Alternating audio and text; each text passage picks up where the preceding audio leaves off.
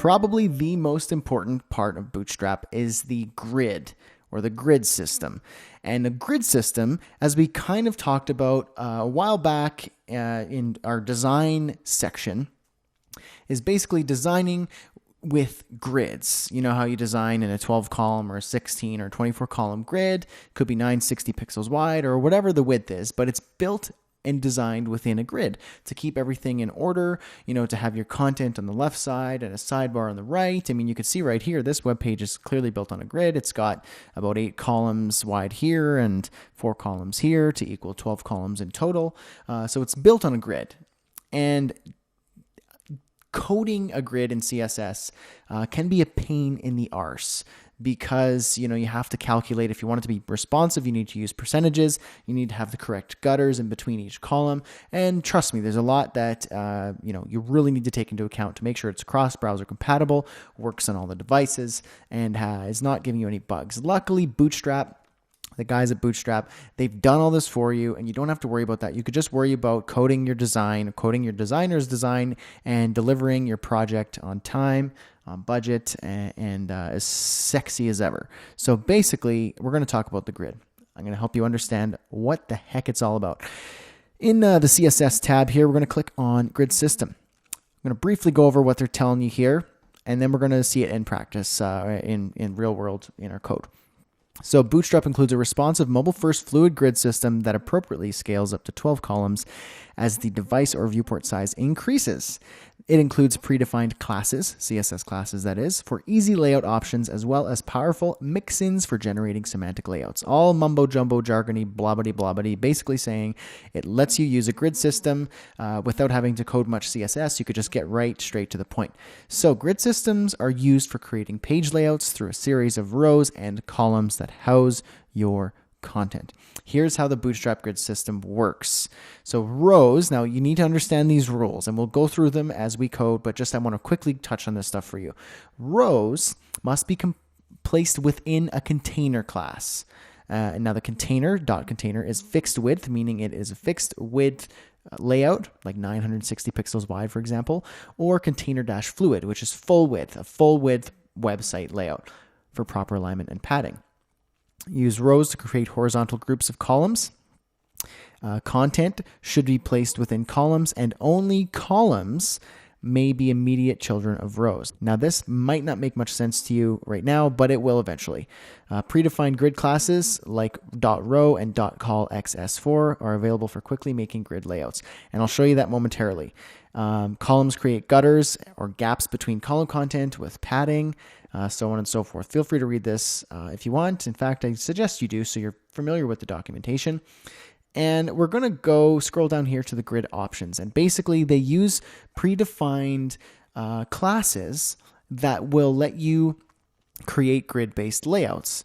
So basically, you can see here, you got things like call MD, you got call, let me see if I go down here, XS, you got call SM, all of these things. So you can see here, call SM, call MD, call XS, basically means when you want the grid to be able to stack in your mobile device. So to show you a little bit better of a visual example, I pulled up the grid template here that Bootstrap already pre-built for us to check out. So in order to get an equal 3 column layout in Bootstrap, you need to be able to use the call MD 4. And why 4? Because it needs to always equal 12. The whole row needs to equal 12. So call MD4, and 4 equals 4, 8, 12. So 12 columns in total. It gives you this 3 column layout, 3 equal columns. You can do things like unequal columns, like if you wanted a larger content in the center and 2 sidebars, you can have call MD3, so 3 columns on the left, 6 columns in the center, 3 columns on the right, that equals 12. Or 2 columns, like this, call MD8, so this is 8 columns, call MD4. Now you might be wondering, why is this an MD? Basically, MD scales to large, like basic desktops to large desktops. So if I were to scroll this or squeeze this smaller, you'll see that's stacked. Do you see all those columns stacked? and it should go eventually back here. There it is. So it goes back to the layout. Once you resize your browser window to a certain width, it will stack, meaning once it's hit the medium size that Bootstrap has determined in its CSS or its media queries, then it will stack those columns. 2 columns with 2 nested columns. You can have columns within columns within columns. And you can have mixed mobile and desktop columns. So the call XS basically means extra small viewports. So you'll see now, if I were to shrink this smaller, you'll see that the layout behaves a little bit differently here. You can see down here. Here we go. It hasn't stacked to full width yet. You can see that it's still not full width, and it's still got that 6 column width there. And you've mixed the desktop class with the mobile class. So this is a mobile class for extra small screens. This is for medium screens. So on medium screen size, it will be 4 columns. There we go. So this is 4 columns, 4 columns, 4 columns, meaning a 3 column layout. Now, if I were to shrink this smaller, all of these things will go to 6, 6, and 6, as you can see. Now, it still might not make much sense to you, but it will in practice once you start doing it. I know when I started with this, I was like, what in the flip is this all about? And then there's things like offset, push, and pull resets, but I won't freak the crap out of you with that yet. Let's go back to our starter template, and let's just build some grids let me just show you what it's all about. Now, I'm going to go in here in our HTML, and I'm going to remove this, and I'm just going to clear out a space here. Feel free to copy me here. In fact, you should, so you know what's going on. And in order to start a grid, you need to start with div, and in that div, you need to give it the class of container. Now, container is going to give you a fixed width layout. Now, let me put hello world in there just so you can see it as well. But first, inside container, an immediate child will be the div with the class of row, because now I'm going to add a row of columns. So here we go. Inside container and then row, I'm going to say div. That's going to have the class of, now remember, it needs to equal 12 columns. So let's start with basic desktop grid layouts. Call dash MD for medium dash 6. And I'm just going to say hello world in here. Now I'm going to copy that and paste it. Now in this row, it's going to be a horizontal row with 2 6-column grids here, and it's going to give us a 2-column layout because that equals 12. So let's see what that looks like. And it's not in our starter theme, it's in our index.html. There we go. You can see hello world, hello world. Now, you could see that they're side by side, but maybe you don't understand how the grid quite works yet. So what I'm going to do is I'm going to give it an additional class and say highlight. Now, this is just something that I'm going to add so that you can see what the column looks like. So I'm going to go back to styles here and give it a quick style saying highlight. Save that, go back to your index, and now you should see a pink highlight. No, you can't, because you need to add the custom link. Okay, let's add our custom styles here before we get started with anything here. Okay, now we will work. Styles.css. There we go. So you can see pink, and we don't have any borders. Let's give some borders. While we're at this whole stuff here, let's give it a border so you can see. Border, solid 1 pixel. Let's go 555. There we go. Now you can see we have 1 column here and another column here. This is actually 6 columns and 6 columns because it equals 12. Now, what if we wanted to do another row with a little bit different of a column setup? Well, we would do that like so. We need to do another row, so div with the class of row. And we're going to add a couple more divs here. It's going to say div with the class of class of call medium. Let's go with 8. I'm going to give it the class of highlight as well so you can see it. And then I'm going to say another thing here, div with the class of call medium. And what equals to 12? We have 4. Highlight. Okay, now we just need some column, some text in here. Content over here. Sidebar. Now let's check it out. So you could see we have another grid, kind of 8 columns here, 4 columns here. And so you can see now how it kind of makes a bit more sense. You can create layouts using these classes. Now, if I were to resize this, what happens? Stacks right there. Stacks at about a tablet. This is going to be a tablet. Now, if you wanted this layout to maintain itself on a desktop or a tablet, then you just need to change the classes to small, which is SM instead of MD.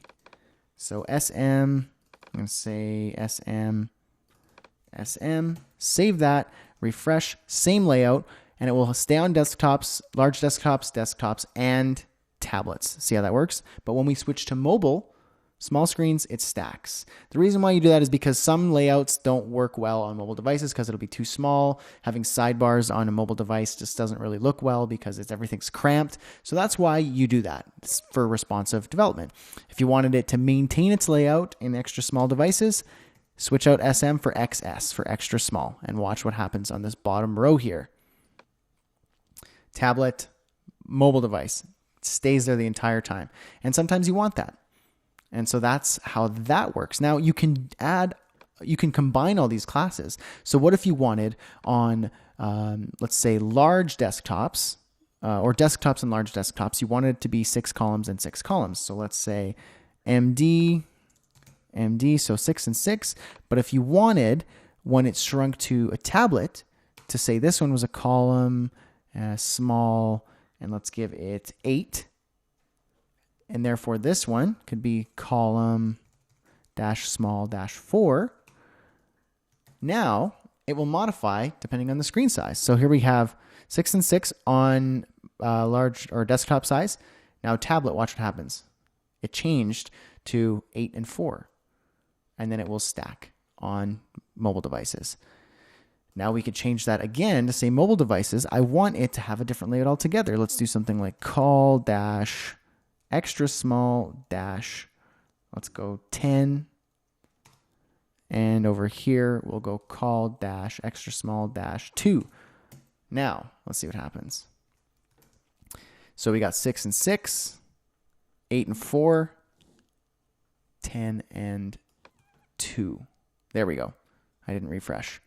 So 6 and 6, 8 and 4, 10 and 2. See how that works? And so in kind of a real more practical example, you might want to do, this is how you would use this. So we got our container with a row and then our columns. Let's do something that's a bit more practical here. So let's just do a basic layout. Let's say we're going to go div class row. And you're going to have to remember this syntax because this is what you always need to do. Container, row, then your columns. Okay, so let's say div with the class of column. Let's go small and let's go 7. I'm going to say level 1 heading. Hello, friends. And then I'm going to add some text using some lorem ipsum. There we go. A couple paragraph tags. And I'm going to add another paragraph tag down here. Good to go. And now to equal 12, I'm going to go div class call small. Now 7 to 12, we have 7, 8, 9, 10, 11, 12. That is equal to 5. I did just use my hands to do basic math. And we're going to say level 3 heading, a sidebar, and just add just a super basic unordered list in here. 1, 2, 3, 2, 3. My apologies for the random tabbing here. Save that. Now let's see what that looks like in a bit more of a real kind of example of a layout. So hello friends, we have the 7 columns, then we have 5 columns right here. And then because it's small, it will work on tablets and then stack on mobile devices. See how that works? And see how it adjusts the size. That is because it's inside of the container, it does that. If I were to remove the container class, watch what happens. It won't stay within the container. It will still maintain the sort of columns, but it won't be centered in the middle of the screen. If you want it to be centered in the middle of the screen, but you want it to be a full width, you just go container fluid and everything inside will be a full width layout. And it's hard to see right now, but if you had a background on the container, you would see it. And so that is how you use some grids. And so you can keep playing around with that to create layouts. And, this is a pretty common sort of left-hand content, right-hand sidebar. And you can always change around the layout size depending on the screen size. And it's very common. And we're going to be playing around with grids as we continue on building some stuff. So don't worry about it, but I do encourage you to play around with the grids, get yourself familiar with how it works, read the documentation. I'll see you in the next lecture.